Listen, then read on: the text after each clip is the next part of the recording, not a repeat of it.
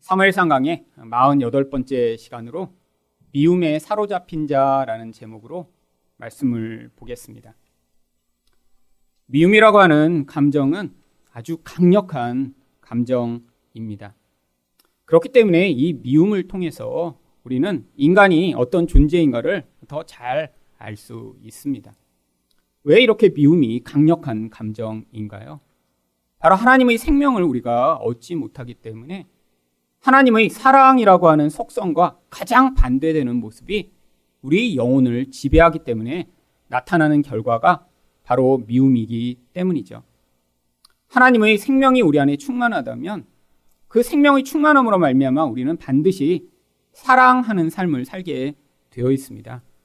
그런데 우리 영혼에 이 하나님의 생명이 고갈됐기 때문에 모든 인간은 반드시 다른 사람과의 관계를 깨트리는 이런 미움이라는 감정을 경험하게 되어 있고요. 이것은 단순히 감정이 아니라 영적인 영향력이기 때문에 그 미움의 강력한 영향력이 그 사람의 삶을 통해 반드시 표출되게 되어 있는 것입니다. 그런데 도대체 누구를 미워하나요? 우리 주변에 자기가 미워하는 사람들의 유형을 생각해 보면 바로 대부분 자기 말대로 하지 않는 사람들이 밉습니다. 이렇게 해라고 했는데 꼭 반대로 하는 사람이 있어요. 그런 사람 밉죠. 어떤 사람을 우리는 좋아하나요? 내 말대로 하는 사람을 좋아합니다. 내가 시키고 내가 원하는 것들을 이루어주는 사람 좋아하죠. 또 사람들은 어떤 사람들을 미워하나요? 자기 지위나 혹은 인기를 위협하는 사람이 있으면 반드시 밉습니다. 내가 1등하고 싶었는데 다른 사람 때문에 내가 2등했다고 생각해 보세요. 그러면 그 1등한 사람 반드시 미워하게 되어 있죠. 또 사람들은 어떤 사람들을 미워하나요? 내가 갖고 싶은 것을 나는 못 가졌는데 다른 사람이 가지고 있으면 밉습니다. 내가 어떤 좋은 걸 가지고 싶었어요. 근데 나는 능력이 안 되고 기회가 안 돼서 갖지 못하는 경우 얼마나 많은가요? 그런데 다른 사람만 그것들을 가지고 그것 때문에 행복해 보이는 모습을 볼 때마다 미움이 마음에서 치솟아 오릅니다. 하지만 가장 일반적으로 미워하는 사람은 나를 힘들게 하고 나에게 피해를 주는 사람입니다. 저 사람 때문에 내가 힘들고 나에게 피해가 온다고 생각할 때마다 우리는 그 미움을 멈출 수가 없죠. 그런데 이 미움이 얼마나 보편적이고 일반적이냐면 이런저런 이유도 아무것도 없는데도 그냥 미운 사람이 우리는 반드시 있습니다. 그럴 때 우리는 생각하죠. 생긴 게 마음에 안 들어. 그냥 말투가 나랑 안 맞아. 그냥 미워, 그냥. 이렇게 미운 사람이 반드시 인생 가운데 나타나기 마련입니다. 여러분, 그런데 누군가를 미워하는 이 모든 근원을 한번 살펴보세요. 왜 미운가요?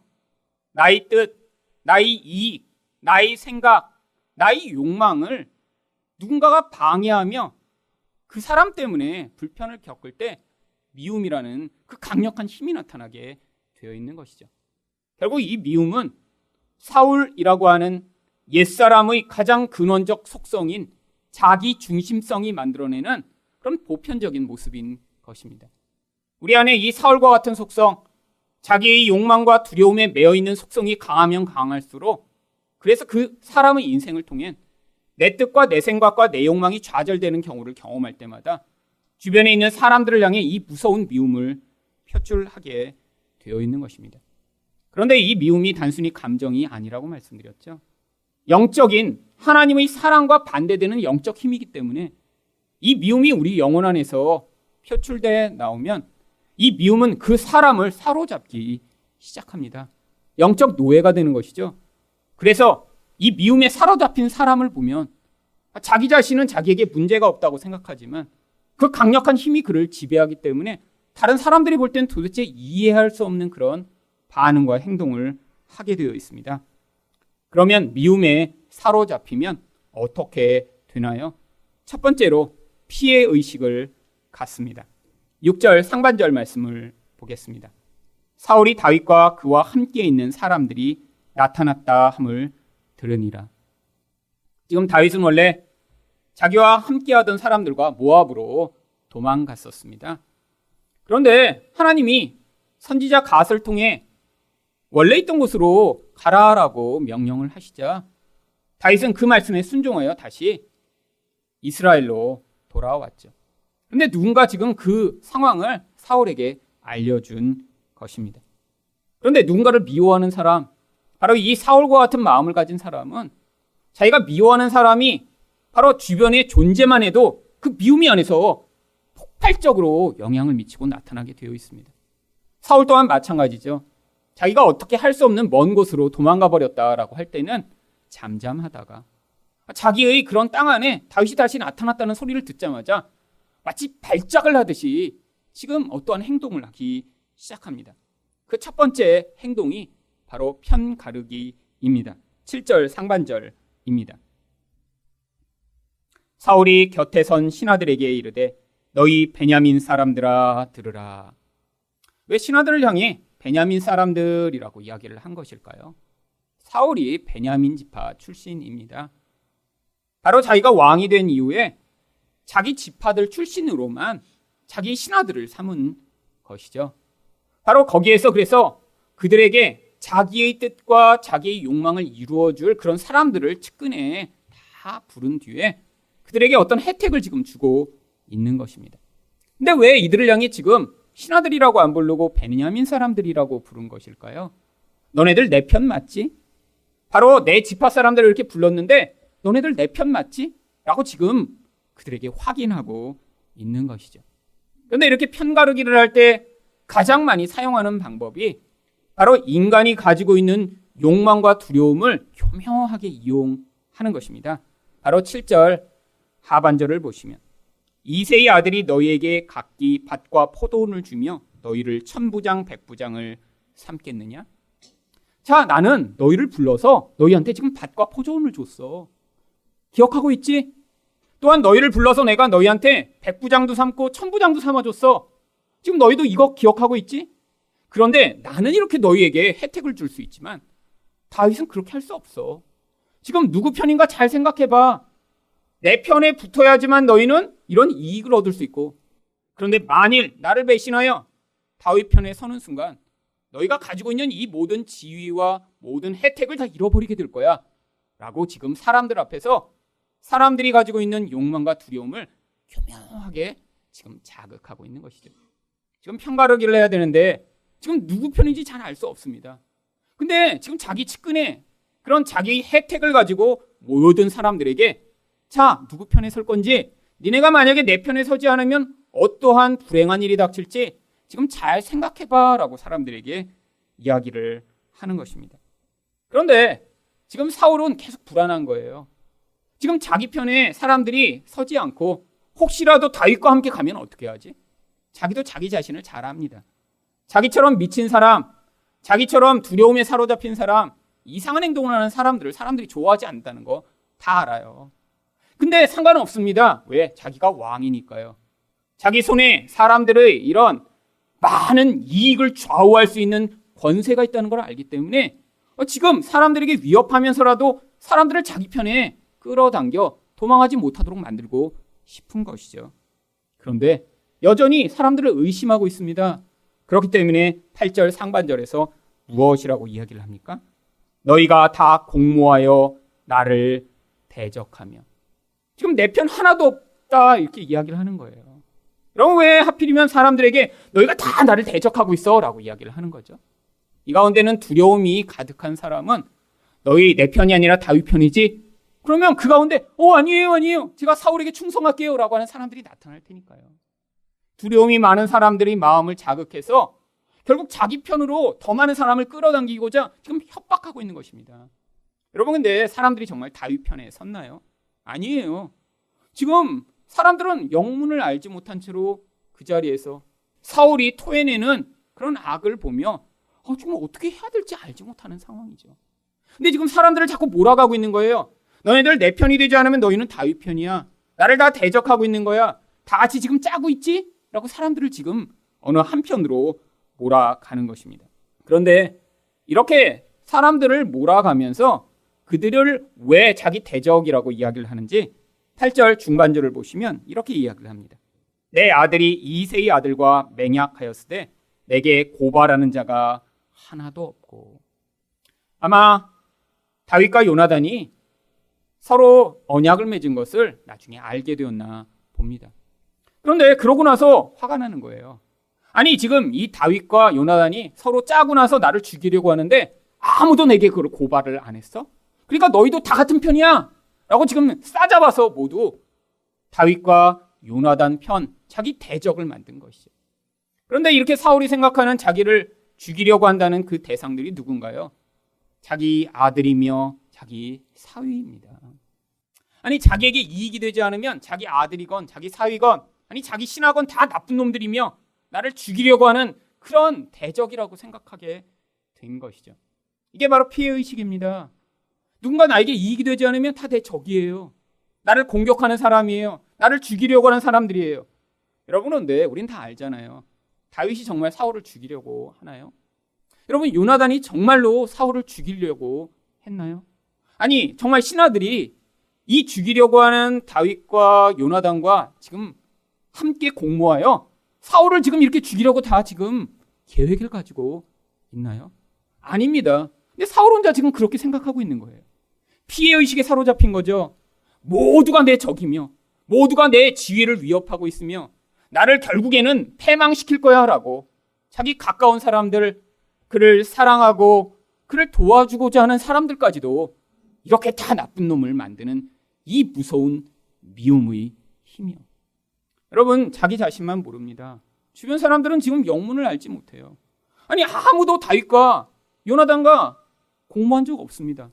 그런데 이렇게 지금 사울이 너희들 다 나를 죽이려고 이렇게 몰아가기 시작했을 때 사람들은 얼마나 답답했을까요?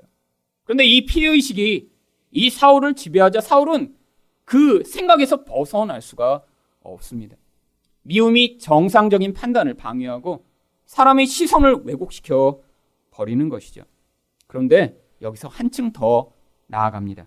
8절 하반절을 보시면 나를 위하여 슬퍼하거나 내 아들이 내 신하를 선동하여 오늘이라도 매복하였다가 나를 치려하는 것을 내게 알리는 자가 하나도 없도다. 다윗만 미워하는 줄 알았는데 이제는 어떠한 결론에 이른 것인가요? 다윗이 자기 주변에 있어서 자꾸 자기에게 걸쩍거려야 되는데 다윗은 도망가 버렸어요. 그러니까 지금 자기 옆에 남아있는 자기 아들이 자기를 죽이려 하는구나. 저놈이 나를 죽이고 왕위를 뺏으려 하는구나 라고 지금 자기 아들을 잠재적 살인자로 몰아가고 있는 것입니다.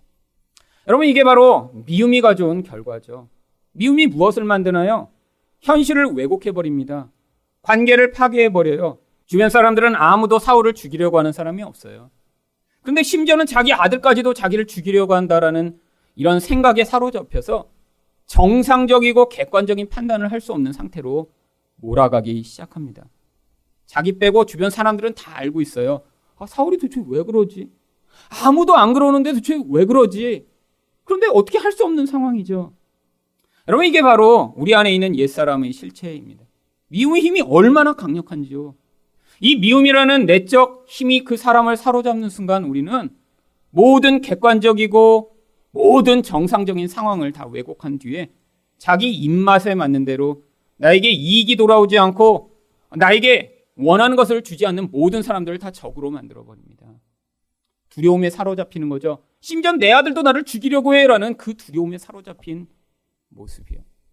여러분이 옛사람이 벗어나지 못하면 그래서 우리는 평생 누군가 미운 사람이 있을 때마다 나랑 관계가 깨어진 사람이 있을 때마다 이런 두려움 가운데 사로잡히며 관계를 계속해서 파괴합니다. 정상적인 관계를 맺을 수 없는 존재가 되어버리는 것이죠. 두 번째로 미움에 사로잡히면 어떻게 반응하나요? 누명을 씌웁니다. 바로 이런 사울의 질책 가운데 갑자기 한 사람이 등장합니다. 도액이라고 하는 사람이죠. 9절과 10절 말씀입니다. 그때 에돔 사람 도액이 사울의 신하 중에 섰더니 대답하여 이르되 이새의 아들이 노베 와서 아히두비 아들 아히멜렉에게 이른 것을 내가 보았는데 아히멜렉이 그를 위하여 여호와께 묻고 그에게 음식도 주고 블레셋 사람 골리앗의 칼도 주더이다. 다윗이 아히멜렉을 찾아갔을 때 성경은 도액이 그 자리에 있었다라고 기록을 합니다. 그런데 다윗도 아마 불안했던 것 같아요. 저놈 혹시 나중에 고자질하는 거 아니야? 그런데 지금 다른 신하들은 다 침묵하고 있습니다. 왜 침묵했죠? 여러분, 사울이 만약에 정말 여러분 앞에서 이렇게 얘기하고 있다고 생각해 보세요. 말도 되지 않는 것을 스스로 다 생각한 다음에 확실하다고 막 얘기하며 너희들 나를 죽이려고 하지? 그러면서 여러분 정상적인 사람이라면 어떻게 반응할까요? 아, 사울 또 미쳤구나. 아, 도대체 왜 그래? 우리 그런 적 없는데. 여러분, 이게 정상적 반응입니다. 근데 그 자리에서 갑자기 한 사람이 나타나더니 제가 봤어요. 바로 이 아히멜렉이라는 대제사장이 다윗을 도와주는 거 봤어요. 음식도 주고 칼도 주고 심지어는 하나님께 묻기까지 했습니다. 그러면 이 도액이라는 자는 왜 이렇게 행동한 것일까요? 여러분, 이 도액이 왜 그랬는지 우리는 명확한 이유는 알지 못하지만 유추할 수 있는 단어가 이 가운데 나옵니다. 성경이 이 도액을 뭐라고 묘사하나요? 에돔 사람이라고 묘사를 합니다. 여러분, 앞에서 보셨잖아요. 사울은 자기 주변에 바로 자기 지파 사람들로만 신하를 삼았습니다. 그래서 그들을 베냐민 사람이라고만 그냥 불러요. 근데 그 가운데 지금 에돔 사람 한 명이 끼어 있는 거예요. 여러분, 아마 이 도액이란 자는 이렇게 다른 나라에까지 와서 그렇게 신하가 될 정도로 무엇인가 탁월한 능력이 있었겠죠. 근데 능력만으로 이렇게 높은 지위에 올라갈 수 있나요? 아니에요. 여러분, 능력보다 더 중요한 것은 사실 인맥입니다. 인맥. 여러분, 정부에서 각 부처의 이런 장관과 높은 자리에 임명하는 사람이 다 능력으로 그 자리에 가나요? 아니에요. 우리 다 알고 계시잖아요. 다 자기 관계된 사람만 그 자리에 넣게 되죠. 여러분, 지금 도액은 뭔가 높아지고 싶었어요. 다른 나라까지 와서 이렇게 다른 나라에 귀화할 정도면 야망이 큰 사람이죠. 근데 길이 막히고 있는 것입니다. 출신지가 달라요. 다른 나라 출신이에요. 그러니까 지금 자기 원하는 만큼의 지위와 능력을 인정받지 못하면서 끊임없는 열등감과 끊임없는 욕망에 시달린 것이죠. 여러분, 그래서 고자질한 것입니다. 기회구나. 여러분, 도액도 사울이 미쳤다는 거 알 수 있습니다. 그런데 이게 기회인 거예요. 이 미친 사울에게 붙어서 그래서 내가 고자질을 해야지만 저 다른 사람들을 몰아내고 내가 여기서 이익을 얻을 수 있어. 야, 저 미친 사울만 잘 구슬리면 내가 여기서 높은 자리를 얻고 더 많은 돈을 얻겠네? 지금 자기에 있는 욕심이 그를 지배하기 시작한 것입니다. 여러분, 바로 이런 도액의 모습은 그 이름에도 잘 나타나 있습니다. 여러분, 도액이라는 이름의 뜻이 뭔지 아세요? 불안해하는 이라는 뜻이에요. 불안에 사로잡힌 인생입니다. 더 많은 것을 갖고 싶고 더 높은 자리에 오르고 싶고 내 지위가 어떻게 될지 끊임없이 불안해하는 인간의 모습이요. 그런데 지금 기회가 온 것입니다. 이 사울을 이용하면 얼마든지 더 많은 기회를 얻을 수 있으니까요. 여러분, 잠시 그래서 이 도액에게 어떤 기회가 주어지죠. 왜요? 지금 사울은 외로운 상황입니다. 내 편이 없어요. 당연하죠. 이런 미친 사울을 누가 편들겠어요. 근데 그 중에 그런 미친 사울에게 붙는 인간이 꼭 있는 거예요. 왜요? 욕심이 큰 인간이 그 주변에 반드시 있습니다. 내 욕심을 위해서는 자기의 이성적 판단과 모든 바른 것을 버릴 수 있는 거예요. 사울이 미쳤다고 생각해도 거기에 달라붙으면 내게 좋은 게 주어진다고 생각을 하니까요. 여러분, 이런 도액을 하나님이 그냥 두시나요? 아니요. 이런 상황이 벌어졌을 때 다윗이 그 이야기를 들었습니다. 그리고 다윗이 바로 시편 52편을 바로 이 도액의 이야기를 가지고 기록한 것이죠. 시편 52편 1절과 2절 그리고 5절을 보시면 에돔인 도액이 사울에게 이르러 다윗이 아히멜렉의 집에 왔다고 그에게 말하던 때, 바로 이 이야기를 듣고 사울이 하나님께 기도를 한 것입니다. 뭐라고 시편을 썼나요? 포악한 자여, 내가 어찌하여 악한 계획을 스스로 자랑하는가? 지금 이 도액의 마음에 숨은 그 악한 계획을 다 꿰뚫어 본 거예요. 이게 하나님의 마음이죠. 왜 딴 사람들은 하지 않았는데 도액이 이런 짓을 했을까? 포악한 자라는 거예요. 악한 계획을 가지고 자기 욕망을 이루고자 지금 사울에게 달라붙은 이 무서운 악을 지적하고 있는 것입니다. 하나님의 인자하심은 항상 있도다. 아니, 왜 도액을 이렇게 포악한 자라고 하다가 갑자기 하나님의 인자하심이 있다라고 하는 거죠? 인간의 이 무서운 악이 하나님의 선하심과 인자하심을 도저히 이길 수 없음을 이야기하는 것입니다. 하나님 백성을 깨트리고 분열케 하고 자기 이익을 위해 이런 고자질하는 악한 인간이 아무리 날뛰더라도 우리 하나님이 계획하시고 하나님 백성을 보호하시는 그 은혜를 이길 수 없음을 지금 고백하고 있는 것이죠. 그리고 2절에서 또 뭐라고 하나요? 내 혀가 심한 악을 꾀하여 날카로운 삭도같이 간사를 행하는도다. 여러분, 이 도액의 문제가 뭐죠? 거짓을 고백하여 결국 이간질을 하는 것입니다. 이게 이 악인들의 문제죠.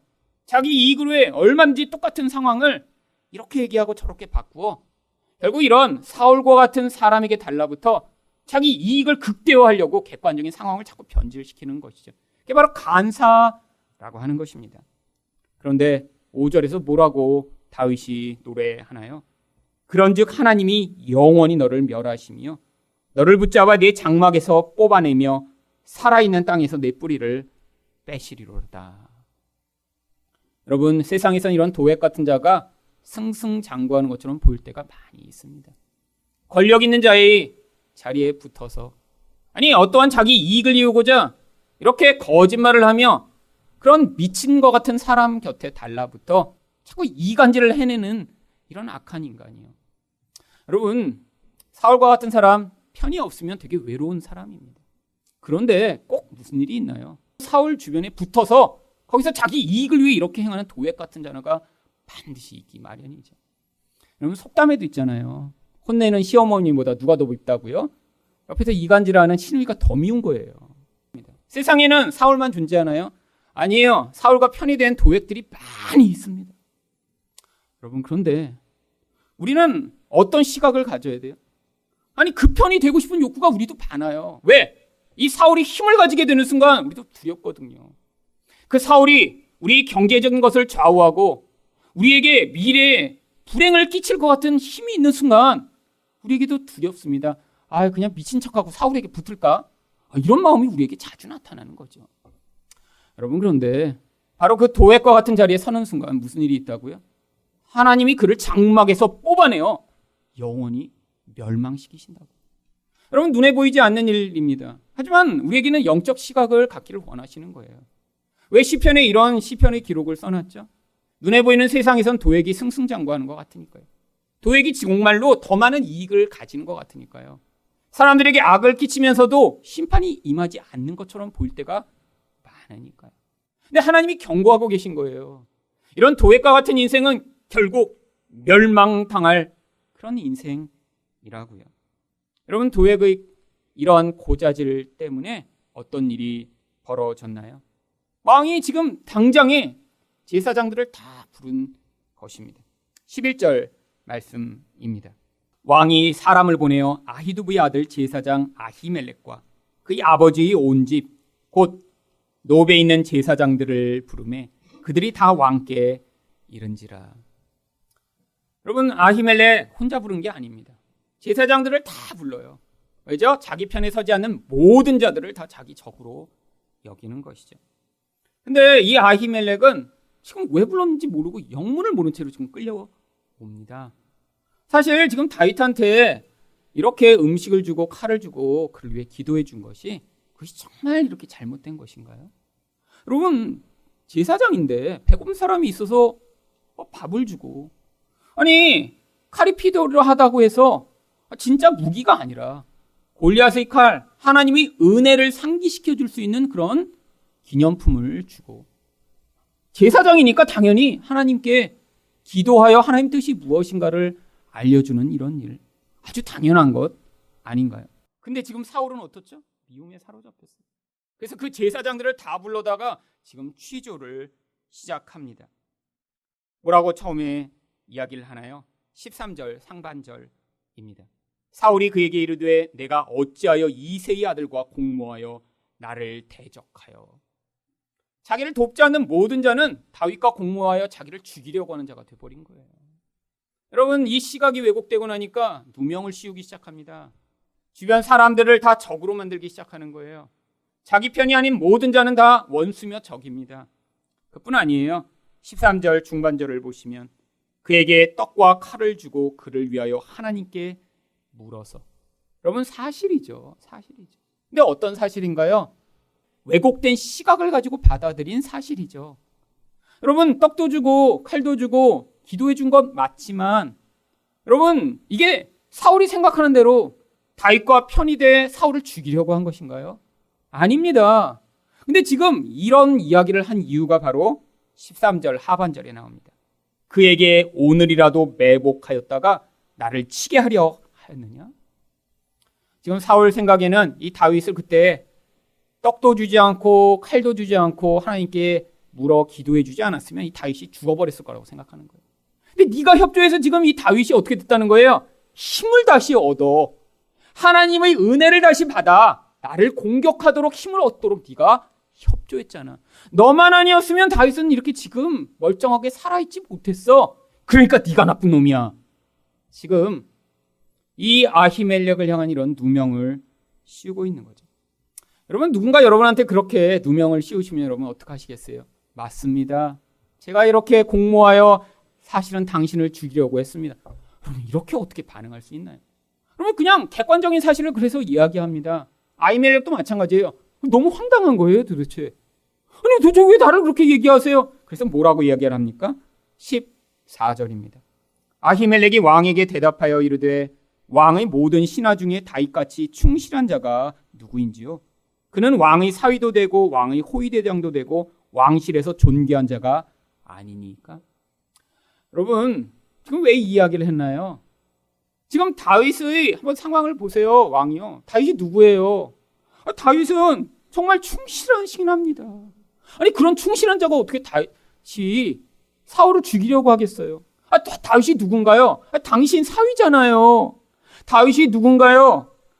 당신의 보디가드입니다. 보디가드. 또 다윗이 누구예요? 모두에게 존경받는 그런 사람인데 어떻게 당신을 죽이겠다고 이렇게 생각을 하시나요? 여러분, 이건 모두가 알고 있는 일입니다. 아니, 다윗과 같은 사람이 사위를 죽이려 한다니요. 여러분, 근데 문제가 있습니다. 아무리 모두 알고 있고 정상적인 일을 이야기해도 지금 이 사울은 받아들일 수가 없어요. 왜요? 미움이라는 강력한 힘에 사로잡혀 시각이 왜곡되어 버렸기 때문이죠. 또한 뭐라고 자기를 변호하냐면 15절 상반절입니다. 내가 그를 위하여 하나님께 물은 것이 오늘이 처음이니까 결단코 아니다. 여러분, 이전에도 다윗이 아히멜렉을 찾아가 기도를 부탁했던 적이 있겠죠. 여러분, 과거에는 지금처럼 우리에게 말씀과 성령이 없었기 때문에 이런 제사장을 통해 하나님의 뜻을 알고자 기도를 하는 경우가 많이 있었습니다. 뜻을 분별해야 되는데 도대체 알지 못하는 거예요. 제사장을 찾아가 우민과 둠님을 통해 어떻게 하나님의 뜻이 임하는지를 궁금해서 묻는 자들이 있었죠. 근데 다윗은 그걸 많이 한 거예요. 왜요? 신실한 사람이었으니까. 인생의 걸음마다 하나님이 도대체 무엇을 원하시는지 궁금했던 것입니다. 그래서 이 아히멜렉에게 여러 번 기도를 부탁하고 그때마다 아히멜렉이 기도해 줬던 것이죠. 아니, 당신을 공격하려고 와서 기도한 것 아니에요. 평소에도 늘 그냥 하던 그런 일을 한 것입니다. 그리고 마지막으로 무엇을 이야기하나요? 15절 하반절입니다. 원하건대 왕은 종과 종의 아비의 온 집에 아무것도 돌리지 마옵소서. 왕의 종은 이 모든 크고 작은 일에 관하여 아는 것이 없나이다. 저는 아무것도 모르는 일입니다. 저한테 누명을 씌우지 마세요. 모르는 일을 했다고 이렇게 저를 몰아가시면 어떻게 합니까? 그런데 아무리 객관적이고 아무리 옳은 변호를 해도 아무 소용이 없습니다. 왜죠? 사울은 미움이라고 하는 인간은 깨트릴 수 없는 강력한 영적 힘에 사로잡힌 존재가 되어버렸으니까요. 여러분, 이 미움이 이렇게 무서운 것입니다. 그래서 인간은 아무리 좋은 말로 설득하고 객관적인 사실을 알려주고 네가 이렇게 잘못한 것이다. 아니, 그거 생각 잘못된 거예요. 옆에서 얘기해줘도 소용이 없는 거예요. 여러분, 근데 이렇게 소용이 없다는 걸 우리는 모른 채로 자꾸 이렇게 뭔가 사로잡힌 자를 만나서 저게 왜 이렇게 생각하지? 하면 얘기를 해주려고 그래요. 여러분, 얘기를 해주면 어떻게 되는 줄 아세요? 여러분, 객관적이고 바른 얘기를 하면 할수록 더 많이 미움받게 돼 있어요. 여러분, 미워하는 사람은 지금 그 미움이 그 한 사람만 미워하는 게 아니에요. 이 사울을 보세요. 처음엔 다윗 때문에 미움이 시작됐습니다. 근데 지금 미움이 어디로 옮겨가요? 주변에 있는 모든 사람으로 옮겨가요. 이게 미움이 강력한 힘이죠. 그러면 어떤 한 사람만 미워하는 게 아니에요. 미움이 그 사람의 본질입니다.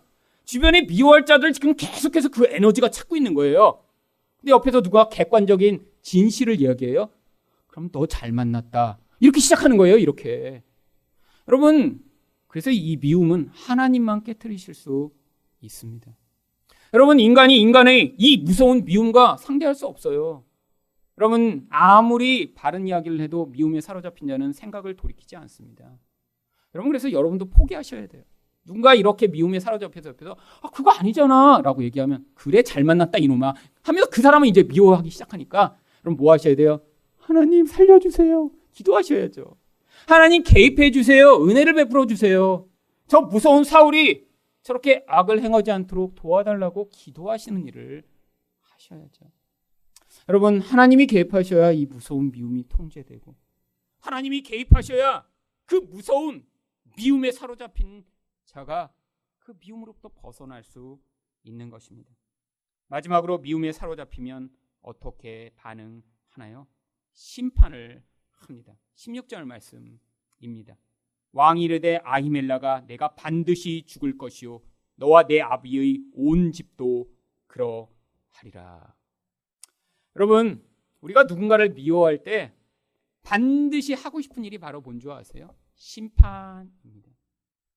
여러분, 미움이란 게 뭐죠? 누군가 싫고 나에게 불편을 끼치고 나를 힘들게 하는 사람을 내가 찾았어요.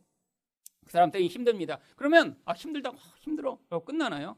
그 다음에 우리가 하는 일이 뭐냐면 바로 정죄입니다. 바로 사울이 했던 거죠. 넌 잘못했어. 네가 악당이야. 네에게 이렇게 문제가 많아 라고 하고 나면 그 다음 반드시 하고 싶은 게 바로 이 심판입니다. 여러분, 근데 심판은 아무나 할 수가 없어요. 누구만 할 수 있죠? 진짜 심판은 하나님만 하시는 거예요. 근데 인간이 뭐가 되고 싶어 했죠? 하나님처럼 되고 싶어 했어요. 그래서 그 다음부터 인간이 심판에 대한 욕구가 너무너무 강렬합니다. 여러분 없으시다고요? 아니요, 여러분 운전만 하셔도 맨날 심판하고 싶어요. 여러분, 운전하는 사람들이 어떤 심판을 하고 싶죠? 여러분, 운전해서 여러분이 정말로 엄청난 피해를 보셨으면 그러면 정말 심판하고 싶은 마음이 있어도 좀 당연해요. 음주운전자 때문에 이렇게 가족이 죽었다고 생각해 보세요. 근데 음주운전자가 집행유예로 풀려났어요. 여러분, 그러면 얼마나 화가 나시겠어요? 여러분, 그런데 대부분 우리가 심판하고 싶을 때가 언제죠? 내가 이렇게 천천히 가고 있는데 누가 확 끼어들어갖고 갑자기 무서웠어요. 그러고 나면 어떻게 하고 싶으세요? 그 차를 폭발하고 싶지 않으세요? 그럼 그게 일반적인 마음입니다. 그 사람이 나를 조금 겁나게 했다고 우리의 정상적인 반응은 뭐예요? 나도 조금 겁나게 해야지? 여러분, 이런 생각 전혀 안 들고요. 그럼 만약에 우리에게 염력이 있다면 차를 확 뒤집어갖고 10번쯤 돌린 다음에 땅에다 그냥 내려 꽂고 싶은 마음이 강렬한데 우리에게 뭐가 없어요? 염력이 없어요. 염력이. 여러분, 인간이 얼마나 무서운 존재인 줄 아세요? 여러분, 나한테 그렇게 엄청난 피해를 끼치지 않아도 내가 미운 놈이 생기는 순간, 나의 감정을 건드는 순간 죽이겠다고 하는 그 욕구가 나오는 것입니다. 여러분, 우리는 다 심판하고 싶어요. 내가 하나님처럼 되고 싶죠. 근데 세상에선 그게 불가능해요. 여러분, 사람들은 너무 이걸 원합니다. 그래서 뭐 하고 싶은 거예요? 권력의 자리로 올라가는 거예요. 여러분, 그래서 사람들은 더 높아지고 싶은 거예요. 그 권력의 자리에서 내려오고 싶지 않은 거예요. 내려오는 순간 무슨 일이 벌어질지 아무도 예측하지 못하는 것입니다. 그래서 힘을 추구하는 거예요. 하나님처럼 되고 싶은 거죠. 아무도 나를 건드리지 못하게 만들고 싶은 거예요. 여러분, 근데 문제가 있습니다. 우리가 원하는 만큼의 힘이 잘 주어지지 않거든요. 내가 낮은 자리에 있을 때, 내가 그런 자리에 있을 때 내가 사울임을 고백하지 못하는 자들은 나중에 어떻게 되는 줄 아세요? 조금만 올라가고 나면 무서운 괴물과 같은 존재로 변합니다. 여러분, 집에서도 막 시어머니가 너무 힘들게 했어요. 그러면 며느리들이 어떻게 해요? 나중에 난 좋은 시어머니 돼야지. 나중에 며느리로 오면 나는 다 이렇게 그냥 양보하고 그냥 집안일도 하나도 하지 못하게 한다. 그냥 편안하게 만들어준 그런 시어머니 돼야지. 여러분, 아무리 결심하고 고백해도 여러분, 이렇게 힘든 시집살이 한 그런 며느리들은 나중에 시어머니 되면 어떻게 될까요? 시어머니보다 2배 무서운 시어머니 되는 게 세상 일입니다. 왜요? 마음에 있는 상처와 분노와 미움이 해결이 안 돼서 그래요. 해결이요. 여러분, 군대 가도 똑같습니다. 병장이 가서 계속 괴롭혔어요. 나중에 내가 병장 되면 그냥 내 밑에 있는 애들 초코파이 10개씩 주고 잘해야지. 이렇게 한 그놈이 제일 무서운 그런 고문관이 돼서 막 남 괴롭혀요. 여러분, 우리 인간은 다 힘을 가지게 되면 집에서나 군대에서나 회사에서나 다 못된 이런 사울과 같은 속성을 드러내는 것입니다. 조금만 힘을 가져서 내가 그에게 영향을 미치게 되는 순간 그 힘으로 남을 파괴하는 일에 자기 인생을 사용하는 것이죠. 여러분, 우리가 사울임을 인정해야 됩니다. 여러분, 인정을 하지 않는 순간 우리는 이 무서운 분노와 미움으로 죽을 때까지 사울과 같은 인생을 살게 되는 거예요. 여러분, 자기 힘으로 벗어날 수 없습니다. 영적 힘이니까요. 여러분, 그런데 사울이 이렇게 명령을 하면 주변 사람들이 어떻게 반응하는 게 정상일까요? 여러분, 바로 사울이 그래서 이 제사장들을 다 죽이라고 명령했더니 사실 사람들이 어떻게 반응을 했나요? 바로 17절 말씀입니다. 왕이 좌우의 호위병에게 이르되 돌아가서 여호와의 제사장들을 죽이라. 그들도 다윗과 합력하였고 또 그들이 다윗이 도망한 것을 알고도 내게 알리지 아니하였음이니라 하나. 왕의 신하들이 손을 들어 여호와의 제사장들을 죽이기를 싫어한지라. 여러분, 신하들은 지금 다 제정신이 있는 사람입니다. 제사장들을 죽이라고 명령을 했는데 여러분, 이게 합당한 명령인가요? 더구나 이 이스라엘은 종교 사회입니다. 이 제사장들은 가장 존경받는 사람들이에요. 근데 이렇게 사울이 아무 이유도 없이 죽이라고 그러는데 심지어는 왕의 보디가드들조차 죽이지 않습니다. 그런데 또 여기에 어떤 인간이 끼어드나요? 이 기회를 이용해 자기 이익을 얻고자 하는 그런 인간이 거기에 끼어드는 것이죠. 그래서 사울도 그걸 잘 알았습니다. 내 신하들인데 얘네들도 말을 안 듣는구나. 그때 도액을 보고 명령을 합니다. 18절과 19절입니다. 왕이 도액에게 이르되 너는 돌아가서 제사장들을 죽이라 하매 에돔 사람 도액이 돌아가서 제사장들을 쳐서 그날에 세마포 에봇 입은 자 85명을 죽였고 제사장들이 성읍 노부인 남녀와 아이들과 젖 먹는 자들과 소와 나귀와 양을 칼로 쳤더라. 무서운 사륙이 벌어지죠. 다윗 한때 음식을 주고 기도해 줬다고 그 아히멜렉뿐 아니라 모든 제사장을 다 죽여버려요. 아니, 제사장만 죽은 게 아닙니다. 심지어는 그 마을에 가서요, 여자와 아이들과 심지어 짐승들까지 다 죽여버리라고 하죠. 여러분, 성경에 이렇게 아이들까지, 아니 짐승들까지 죽이라고 명령하신 그런 명령이 몇 군데가 나옵니다. 언제 그런 명령을 하신 줄 아세요? 하나님이 이스라엘 백성이 가나안에 들어갈 때 그렇게 하라고 명령하세요. 또 하나님이 사울한테 그 명령을 직접 주신 때가 있었습니다. 바로 아말렉을 진멸할 때 하나님이 그렇게 진멸하라고 명령을 하십니다. 사무엘상 15장 3절입니다. 지금 가서 아말렉을 쳐서 그들의 모든 소유를 남기지 말고 진멸하되 남녀와 소아와 젖 먹는 아이와 우양과 낙타와 나귀를 죽이라 하셨나이다. 아니, 왜 아이들까지 죽여야죠? 아니, 왜 짐승들까지 죽여야 되는 것일까요? 여러분, 이것은 지금도 우리가 누구를 이렇게 죽이라고 명령하시는 게 아니에요. 구약에 있는 어떤 상황을 통해 하나님은 우리에게 이 죄라는 것이 얼마나 무서운 심판을 받아야 되는 것인가를 가르치시고자 이런 명령을 주신 것입니다. 또한 이 죄라는 것은 계속해서 확산하는 능력이 있어요. 아이라고 그냥 살려둬요. 그럼 나중에 어떻게 되는 거예요? 또 다른 아말렉이 되는 거예요. 또 다른 무서운 괴물과 같은 존재가 되는 거예요. 그래서 하나님이 이렇게 모든 것을 진멸하시라는 명령을 헤렘이라고 하는 그런 명령으로 불립니다. 이것은 단순히 어린아이까지 죽이는 이런 잔인한 하나님이심을 보여주는 것이 아니라 죄에 대한 무서운 심판을 보여주며 죄가 더 이상 확산되지 않도록 만드는 이런 철저한 심판이 앞으로 임하게 될 것임을 우리에게 가르치시고자 모형으로 보여주신 것이죠. 근데 사울에게 이 명령을 하셨어요. 아말렉이라는 이 무서운 마귀와 같은 존재들을 헤렘으로 진멸하라고요. 근데 사울이 어떻게 했습니까? 그 명령에 불순종했죠. 양과 소를 보니까 너무 좋아 보여요. 왕을 살려줘서 나중에 그와 함께 동맹을 맺어 뭔가 이익을 취할 수 있을 것 같았어요. 하나님의 명령에는 불순종하다가 누구를 죽이는 데는 헤렘을 사용하죠. 자기의 분노와 미움을 해결하고자 아이와 짐승들까지 다 죽여버립니다.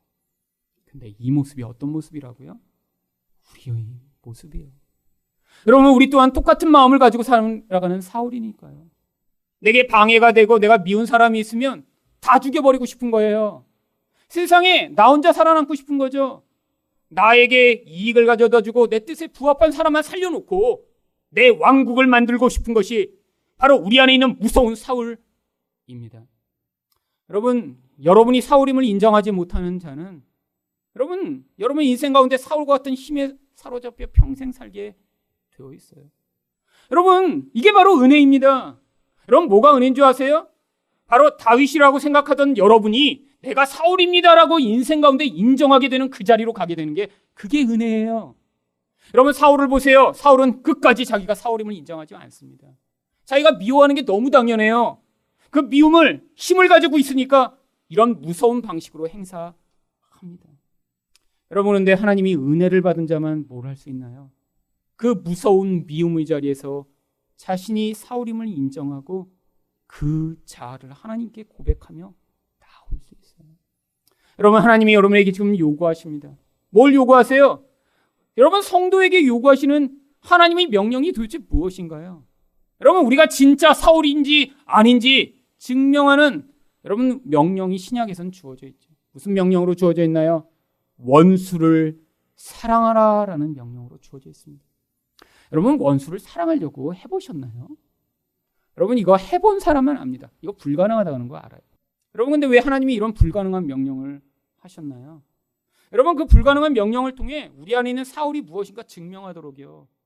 아무리 노력해도 우리 옛사람은 하나님의 명령을 순종할 수 없습니다. 근데 놀라운 일이 벌어져요. 내 옛사람으로는 불가능한데 이 불가능한 명령을 우리한테 주시고 우리 안에서 그게 가능해지도록 우리 삶에 개입해 오실 때가 있습니다. 어떤 자만 가능하네요? 내가 사울이라고 인정한 자만요. 내 안에 이렇게 무서운 심판하고 싶은 욕구가 가득함을 인정한 자만요. 그래서 하나님, 저를 불쌍히 여겨달라고, 내 안에 있는 이 무서운 옛사람을 죽여달라고 고백하며 하나님 앞에 선 자만 하나님이 은혜로 말미암아 우리 안에서 나는 불가능한 이런 원수 사랑의 놀라운 은혜가 나타날 수 있는 것입니다. 여러분, 이 말씀을 통해 여러분이 사울임을 고백하시며 그 미움의 자리에서 내려와 원수까지 사랑하는 그런 불가능한 하나님의 사랑으로 반응하는 여러분 되시기를 예수 그리스도 이름으로 축원드립니다.